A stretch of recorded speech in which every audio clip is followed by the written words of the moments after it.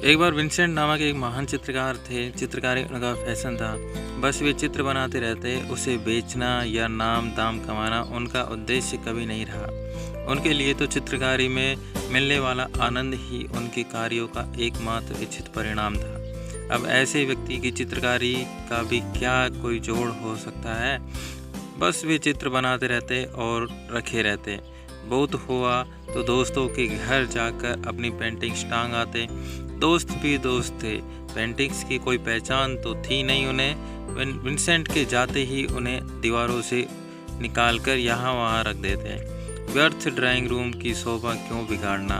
उधर विंसेंट का ध्यान इन बातों पर कहाँ विभाजित होने वाला था। वे तो बस चित्रकारी के दीवाने थे। उनका पूरा ध्यान बस से पेंटिंग बनाने में ही लगा रहता था। वे फिर कोई पेंटिंग बनाते और फिर किसी दोस्त को दे आते। उनका दोस्त भी उसे दीवार पर टांग देता और उनके जाते ही फिर उतार कर फेंक देता। लेकिन विंसेंट का ध्यान ही नहीं जाता था कि इसी दीवार पर उनकी ही पेंटिंग्स कई बार लग चुकी है। खैर, एक दिन वे यूं ही किसी पहाड़ी पर बैठे हुए थे। बैठे बैठे संध्या हो गई और सूर्यास्त होने लगा। उन ऊंची पहाड़ियों के मध्य डूबते सूर्य का दृश्य ऐसा उभरा कि उन्हें बेहद भा गया। और भाया तो ऐसा भाया कि उन्होंने उसकी पेंटिंग्स बनाने की ठान ली। फिर क्या था, महीनों उसी पहाड़ी पर डेरा डाले सूर्यास्त की पेंटिंग बनाते रहते। अब ऐसी दीवानगी के परिणाम तो आने ही वाले थे। बस उनकी पेंटिंग्स अमर हो गई। विंसेंट रातों रात विश्व विख्यात चित्रकार हो गए। फिर तो उनकी नई चित्रकारियाँ छोड़ो, पुरानी की भी मांग बाजार में निकल आई।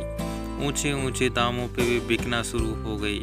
निश्चित ही इससे विंसेंट के साथ साथ उसके दोस्तों की भी उड़ के लग गई। विंसेंट की जो पेंटिंग्स उन्होंने यहाँ वहाँ फेंकी थी, सब खोज खोज के बेच डाली।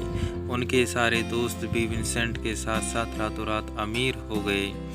इस कहानी से हमें ये शिक्षा मिलती है कि सफलता कार्य करने से मिलती है और सफलता का अनुपात सीधा सीधा कार्य की गुणवत्ता पर ही निर्भर होता है। यदि ध्यान फल की जगह सिर्फ कर्म पर हो तो सफलता समय के साथ मिल ही जाती है। उसे आज नहीं तो कल दस्तक देनी ही पड़ती है। इसलिए यह हमेशा ध्यान रख लेना कि कृष्ण द्वारा भगवद गीता में कहा गया यह सूत्र है, कर्म करो पर फल की चिंता मत करो। सफलता का सबसे बड़ा सार सूत्र है।